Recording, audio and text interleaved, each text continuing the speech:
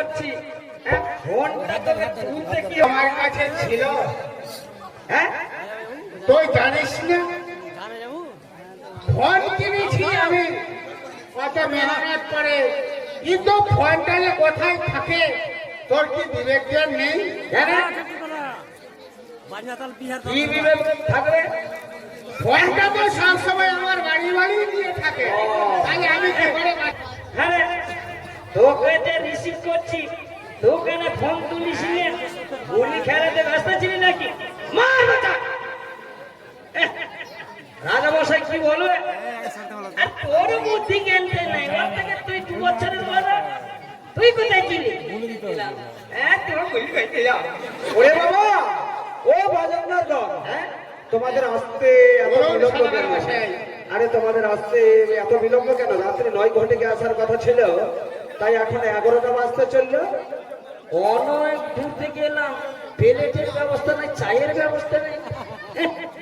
ওই জন্য বলেছিলাম যেখানে সেখানে হয় না, ধরিস না। এ জানে না ভাই, সদা করে ব্যবহার নেই যে। আরে নোংরা বাবা, কি দেখলে তোমরা? আসা মতো প্লেট দিবেন, চা দিবেন, তাই তো? প্লেট আরে বাবা শোনো, সবই হবে, নিছনি না করে, কারণ তোমাদের বিলম্ব হয়ে গেছে, তার জন্য এখানে ওসব আর বিলম্ব করা যাবে না। খাওয়া দাওয়া এখানে কিছু হবে না। তা কেন হবে? বড় লোকেরা কৃপি বেশি হয়। 1 বিঘা জমি কিনতে পারবে না, খরচ হয়ে যাবে, তার জন্য তাই তো? আচ্ছা বাবা, তোমার বাড়ি কোথায়? তোমাদের বাড়ি কোথায়? আমার বাড়ি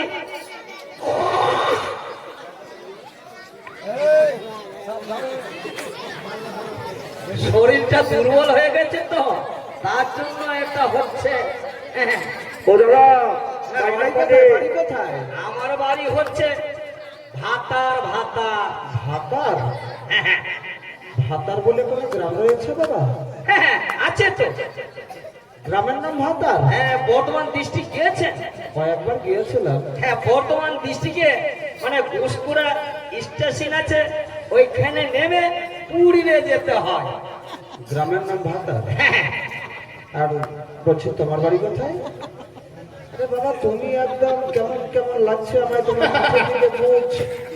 এটা কেমন বাবা? বলুন সদাগর মশাই, তোমার বাড়ি কোথায়? ও আমার বাড়ি এই তো, আমার বাড়ি হচ্ছে ভাতারের পাশে সাইনা। আশ্চর্য কথা, ভাতারের পাশে শয় না? ভাতারের পাশে শয় না? হ্যাঁ, সেটা আবার কেমন? ওটা বর্ধমান ডিস্ট্রিক্ট। এইদিকে বকর করছে, বক করছে, কিন্তু আপনি কোনোদিন চায়ের ব্যবস্থা আমাদের পশ্চিমবাংলার জঙ্গিপুর, ফারাক্কা, মালদহা এই ঘুলের লাইনে গেছেন? হ্যাঁ গিয়েছে। বহরমপুর পের হয়ে দেখবেন এই ভাতার সাইনা স্টেশন বলে জায়গা, ম্যাচিং করে না? ওনার বাড়ি হচ্ছে ভাতার স্টেশন, আর আমার বাড়ি হচ্ছে সাইনা স্টেশন। এনাদের বাড়ি কোথায়? আরে এনাদের বাড়ি হচ্ছে বলবো না। কেন বলবে না? এনাদের বাড়ি হচ্ছে বলবো না। আরে মশাই, কেন বলবে না? পাগল, একদম সদা করবো না, পাগল। কেন বলবে না? তোমরা বললে আর ওনারা কেন বলবে না? ওনাদের দুজনের বাড়ি হচ্ছে বলবো না। আরে কেন বলবে না? অসুবিধা কোথায়? শুধু শুধু কথা বাড়াচ্ছে। আরে মশাই, আপনি কি কাঁচা খেয়েছেন? হ্যাঁ, বলছে তো বারে বারে ওনাদের বাড়ি হচ্ছে বলবো না। ওনাদের গ্রামের নাম বলবো না? হ্যাঁ, গ্রামের নাম হচ্ছে বলবো না। এই যে আমার বাড়ি ভাতা, তারপরে সয়না, তারপরে বলবো না। ম্যাচিং করে না? কিন্তু প্লেটের ব্যবস্থা হলো না, ওই জন্য বলেছিলাম যেখানে সেখানে হয় না, ধরিস না। চায়ের ব্যবস্থা হলো না।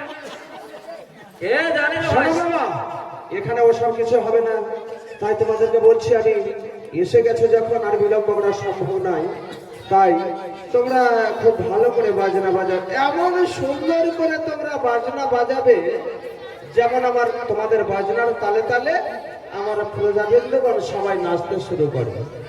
আপনার প্রজাবিন্দুগণ সবাই নাচবে? হ্যাঁ। আপনার এলাকায় কোন বাচ্চা পার্টি আছে? আমাদের পার্টির নাম হচ্ছে পেট। যদি কাউরি ক্ষমতা থাকে আমাদের সঙ্গে টেক্কা দিয়ে দেখুন।